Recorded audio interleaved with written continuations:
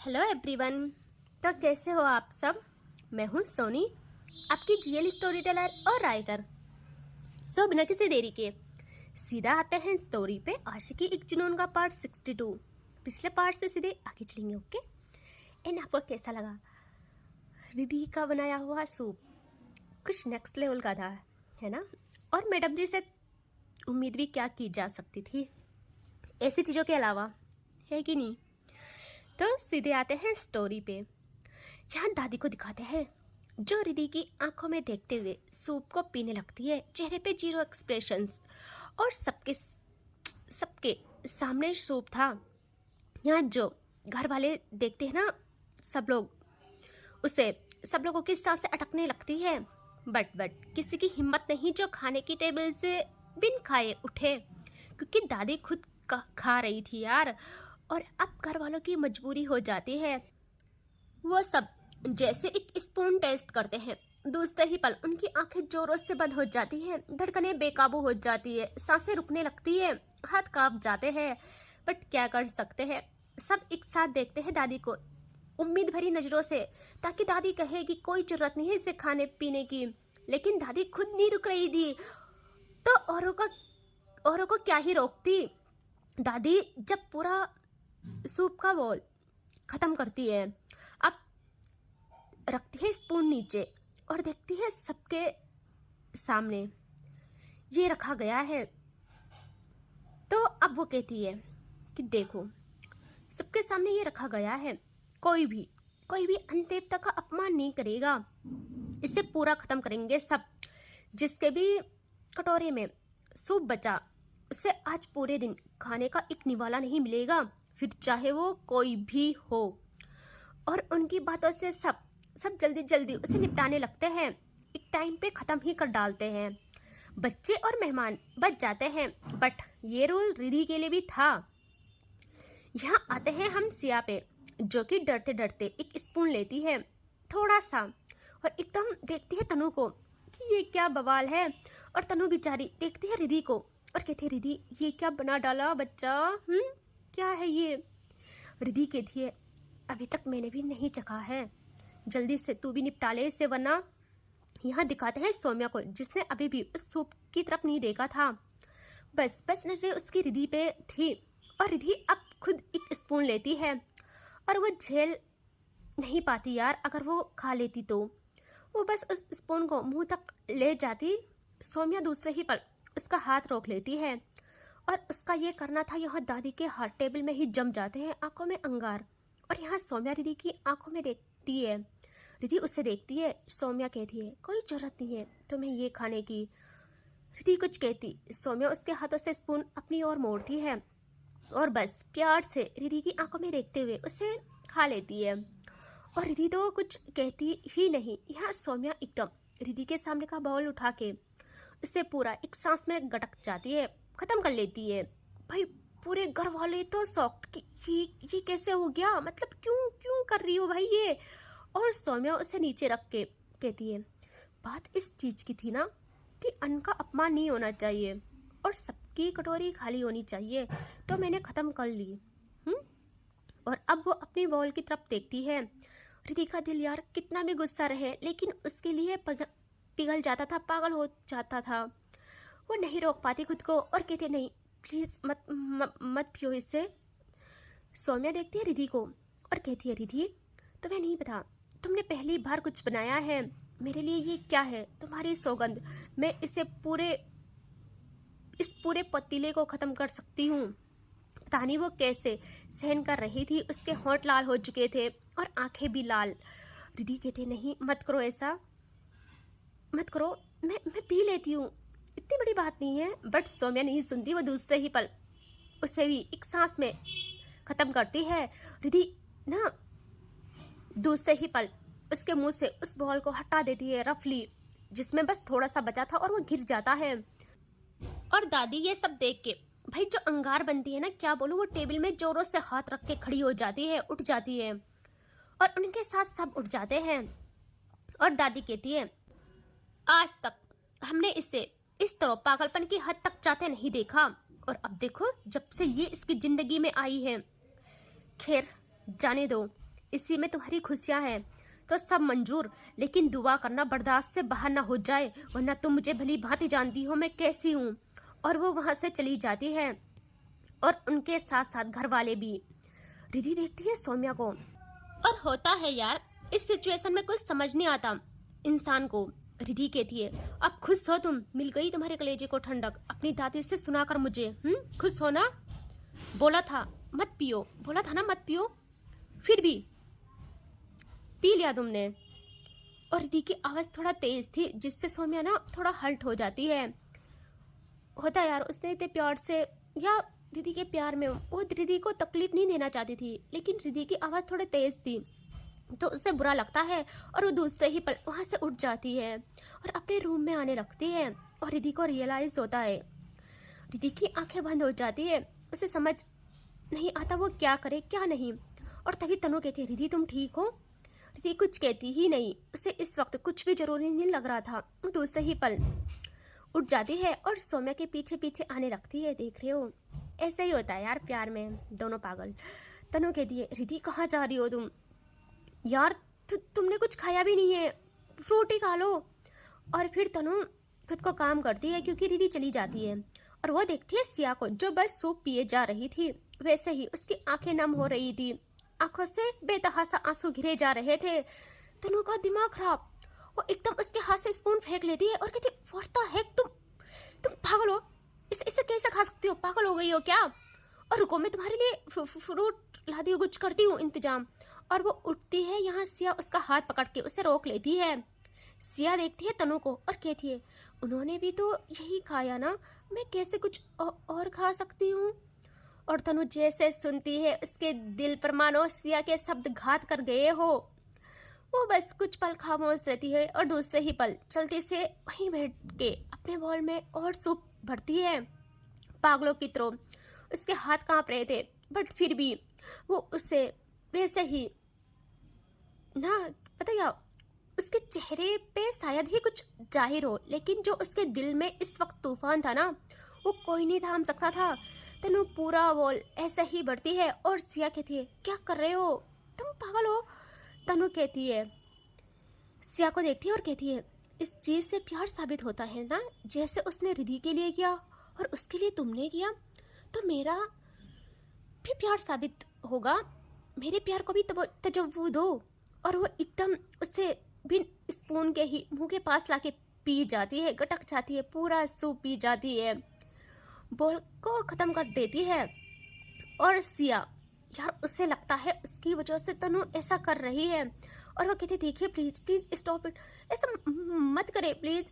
और तनु नहीं रुकती, एक के बाद एक सूप ख़त्म करती है और सिया की घबराहट बढ़ती जाती है। उतना ही वो तनु का हाथ पकड़ लेती है, बट मानो तनु को खुमार चढ़ गया हो, सिया की सांसों में कमी आने लगती है। वो कहती प्लीज ऐसा मत करे।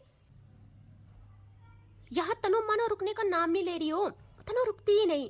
सिया को कुछ समझ नहीं आता, वो मासूम थी, वो ना एकदम तनु की शर्ट ग्रैब कर लेती है और दूसरे ही पल हाय पहली बार वो खुद से तनु को हक करती है और तनु फ्रीज मूर्ति बन जाती है। यार उसे यकीन नहीं आता, वो बस फ्रीज हो जाती है और सिया कहती है देखिए प्लीज ऐसा मत करे, मैं खुद को कभी माफ़ नहीं कर पाऊंगी, मैं कभी माफ़ नहीं कर पाऊंगी कि ये मेरी वजह से कर रहे हो आप, मुझे ऐसे अजियत में मत डाले। और तनु की आंखें बंद हो जाती है, वो धीरे धीरे शांत होती है और काफ़ी टाइम के बाद वो सिया को बेहक करती, बस टच ही किया था उसने कि सिया को सेंस आता है कि वो क्या कर रही है। सिया एकदम पीछे हट जाती है और कहती देखिए आप ऐसा नहीं कर सकते, मैं हाथ जोड़ती हूँ, आप ऐसा नहीं कर सकते हो।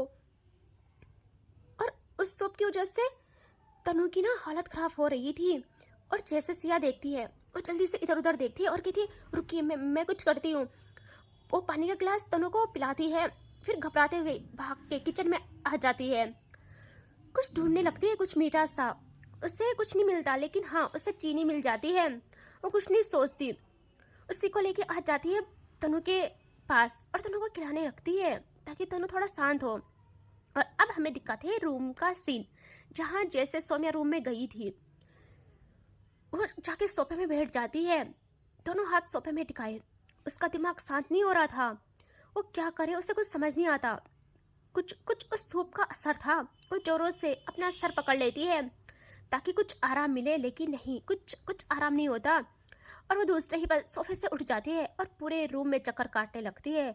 फिर भी उसे ठंडक नहीं मिल रही थी, ना शांति।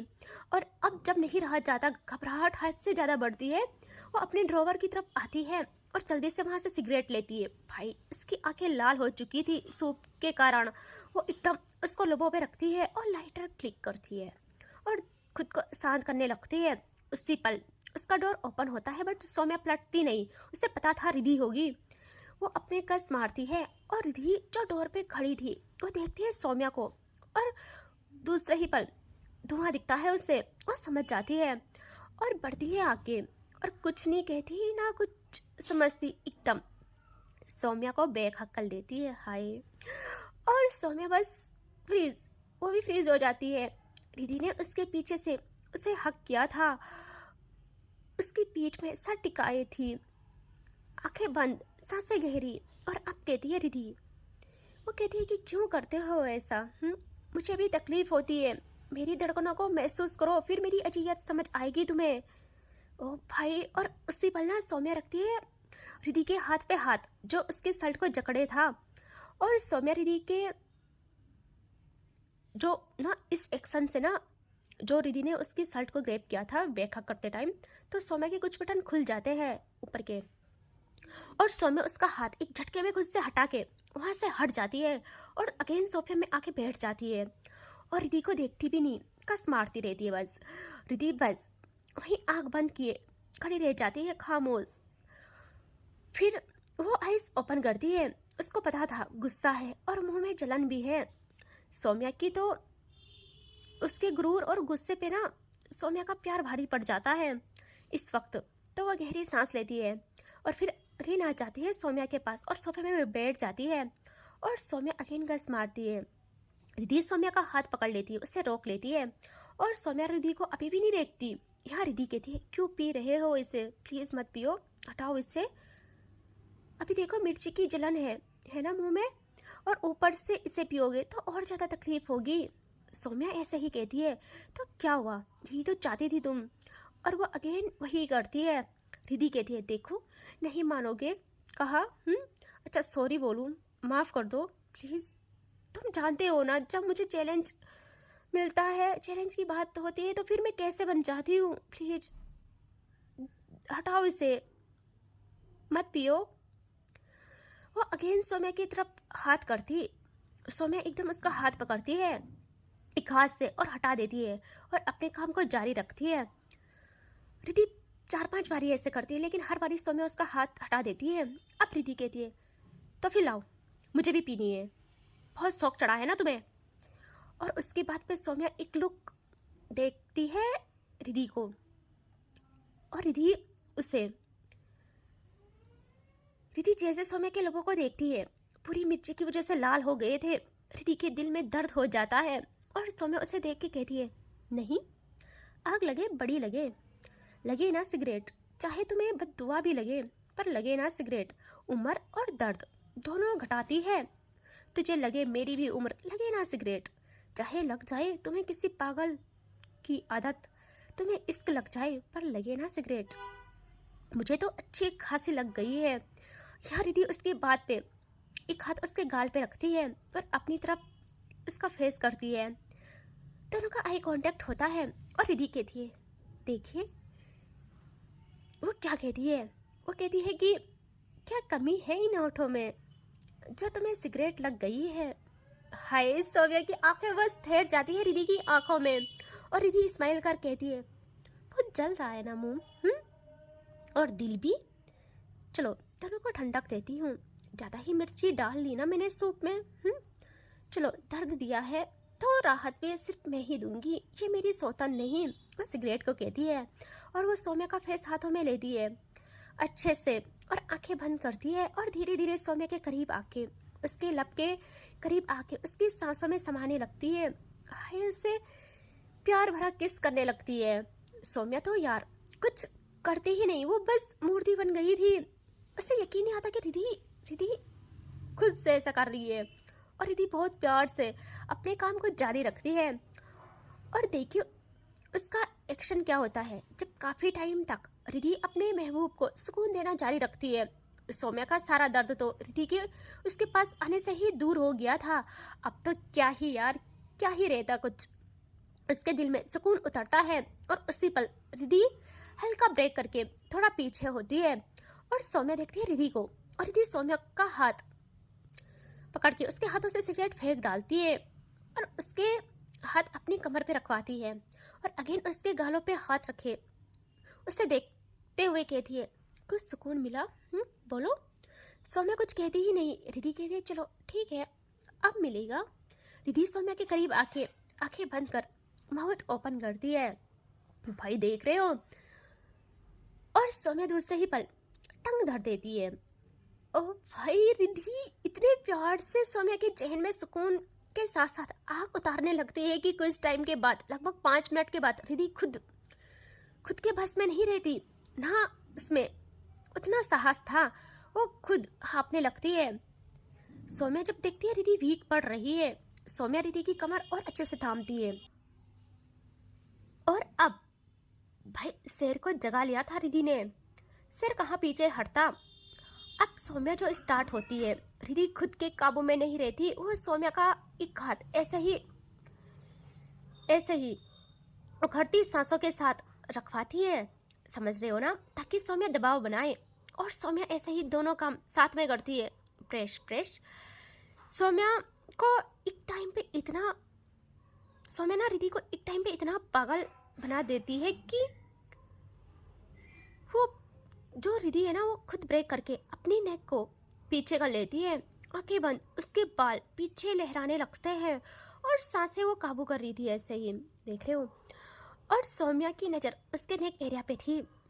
रिधि के हाथ सौम्या की नेक के अराउंड थे और उसकी सांसें हाय सौम्या के दिल को घायल कर रही थी। रिधि थोड़ा शांत होती है। सौम्या रिधि को वहीं सोफे में रख लेती है। रिधि जल्दी से देखती है सौम्या को, जो कि बस खुद को सेट कर रही थी। रिधि जैसे समझती है, वो धीरे धीरे पीछे खिसकती है और सोफे के कॉर्नर को पकड़ के उसे सहारा बनाती है।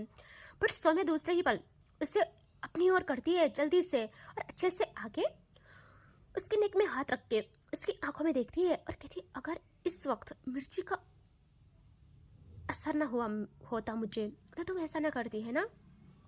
और अगर इस तरह मिर्ची का असर कम करोगी तो हर वक्त तुमसे ही सूप बनवाऊंगी, देख लेना। रिधि सौम्या का कॉलर पकड़ के कहती है, तुम्हें क्या लगता है मैं अब हर बारी वहाँ किचन में जाऊंगी? तुमने सिर्फ मिर्ची देखी है, मेरे हाथ देखो जरा। और वो सिलबट्टे से मिर्ची पीसते हुए ना उसके नाजुक हाथ लाल हो गए थे। सौम्या जैसे वहाँ देखती है, भाई मतलब उसकी आंखें ना, जो अभी तक थोड़ी बहुत लाल थी, और ज़्यादा लाल हो जाती है। वो जल्दी से उसका हाथ थाम के उसके हाथों को चूमती है और कहती है, जान कसम से अगर अब किसी ने मेरी जान को कुछ कहा ना। यार रिधि कहती है, बस बहुत हुआ, दिखा मुझे किस तरह जुबान चल रही थी तुम्हारी दादी के सामने, सब पता है मुझे, बस यही बोलो, यही शेर बनो। ये बात रिधि ना बस यूं ही बोला किया, मतलब उसने ना ये वो बात बस यूं ही बोली थी। और जैसे रिधि फील करती है कि सौम्या कुछ नहीं बोल रही है, वो शांत है, वो देखती है सौम्या की आंखों में जो नम हो गई थी। रिधि का हाथ अभी भी नहीं छोड़ा था सौम्या ने, और आंखें रिधि के हाथों पे जहाँ लाल रंग घर कर गया था।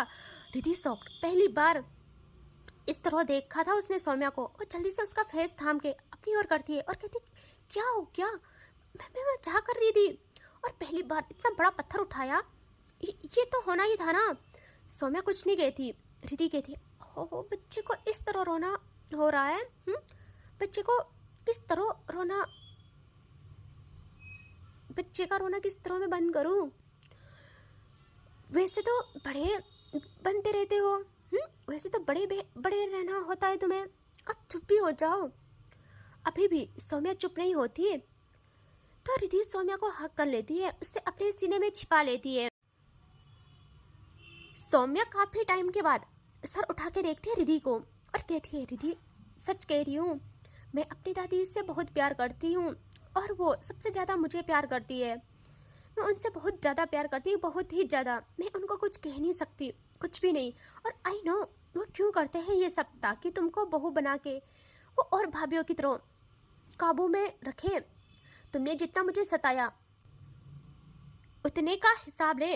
लेकिन दीदी अभी उन्हें पता नहीं है मैं तुम्हें किस पागलपन की हद से ज़्यादा चाहती हूँ। मैं ये सब बर्दाश्त नहीं करूँगी। मैं सच कह रही हूँ, मैं दुनिया तबाह कर जाऊँगी अगर तुम्हें कुछ भी हुआ तो। तुम सोच भी नहीं सकती हो मैं कितना पागल हूँ तुम्हारे लिए, ना ही कोई और सोच सकता है। इसका कोई हिसाब ही नहीं है। और वो बस बोलते जा रही थी। रिधि को पता था ये शांत नहीं होगी, और उसे ये भी पता था कि इसमें मेरी जिद शामिल है, इसीलिए सौम्या करने दे रही है मुझे ये सब, वरना वो क्या कर जाती किसी को पता नहीं। जब सौम्या शांत नहीं होती, रिधि दूसरे ही पल सौम्या की साइड ग्रैब करके अपने करीब उसे खींचती है और अगेन उसके लबों पे आ जाती है, या ये मान लो खुद को सौम्या के हवाले कर देती है।